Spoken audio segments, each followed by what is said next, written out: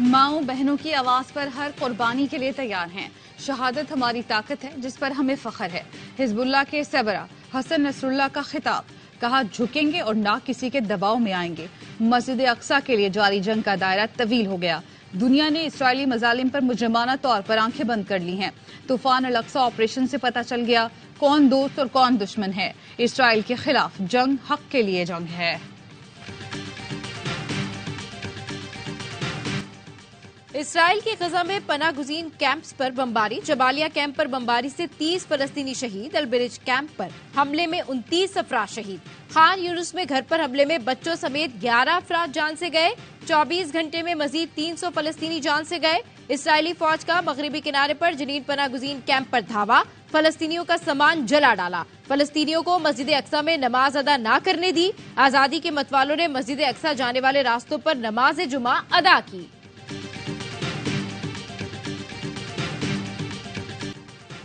आम इंतखाबात 8 फरवरी को होंगे। सुप्रीम कोर्ट ने इलेक्शन की तारीख पर मोहर लगा दी। चीफ जस्टिस काजी फायज ईसा ने कहा विफाकी और सूबाई हुकूमतों ने इत्तफाक किया इलेक्शन का इनेकाद बगैर किसी खलल के होगा। मीडिया वाले माइक पकड़ाकर ये नहीं कह सकते इंतखाबात होंगे या नहीं। मीडिया को मनफी किरदार अदा करने की इजाजत नहीं देंगे। मीडिया ने शकूक व शुबहात पैदा किए तो वो भी आइन की खिलाफ वर्जी करेंगे। जस्टिस अतर मिनल्ला का कहना था सुप्रीम कोर्ट को पता है अमल दरामद कैसे कराना है।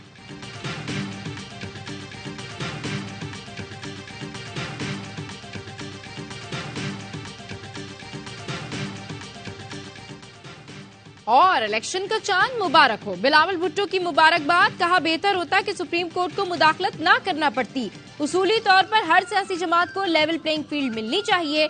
कोई एक इलेक्शन बता दें जिसमें पीपी को लेवल प्लेइंग फील्ड मिली हो। अगली बारी पाकिस्तान पीपल्स पार्टी की होगी।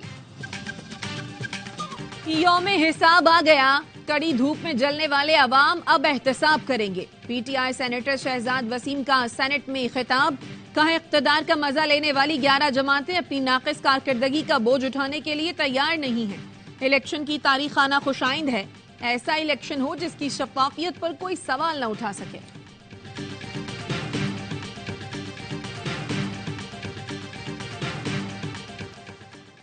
चेयरमैन पीटीआई को जमानत ना मिली तो नाकाबिले तलाफी नुकसान होगा।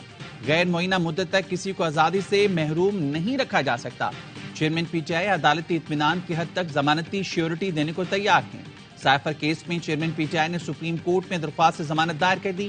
मुद्दई मुकदमा नसीम खोखा और विफाकी हुकूमत को फरीक बनाया।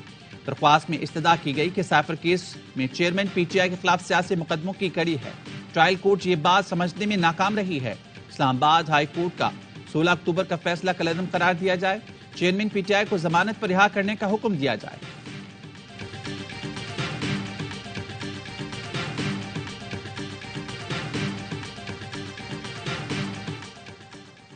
इलेक्शन की तारीख आने के बाद भी यकीनी खत्म। पाकिस्तान स्टॉक मार्केट में जबरदस्त तेजी। 100 इंडेक्स में 607 पॉइंट्स का इजाफा देखा गया।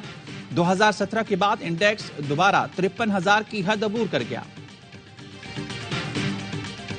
गैर कानूनी तौर पर मुकीम गैर मुल्कियों की वापसी जारी। अब तक 1.5 लाख से ज्यादा अफगान बाशिंदे अपने मुल्क चले गए। कराची सोहराब गोट सुपर हाईवे गन्ना मंडी में पुलिस का ऑपरेशन। घर घर तलाशी। कराची के होल्डिंग सेंटर में 200 के करीब गैर कानूनी मुकीम अफगान बाशिंदों को लाया गया। लाहौर में 500 से ज्यादा अफगान बाशिंदों को होल्डिंग सेंटर में रखा गया है। निगरान वजीर इत्तलात केपी फेरोज जमाल शाह काका खेल कहते हैं गैर कानूनी मुकीम गैर मुल्कियों के इनखला के लिए ऑपरेशन जारी है। इनखला पर जो अखराजात आएंगे उसकी मद में 1 बिलियन की मंजूरी दी गई। निगरान वजीर इत्तलात बलोचिस्तान जान अचकजई बोले अफगान महाजरीन को जबरदस्ती निकालने का तासुर गलत है। सिर्फ गैर कानूनी मुकीम अफराद को वापस भेजा जा रहा है।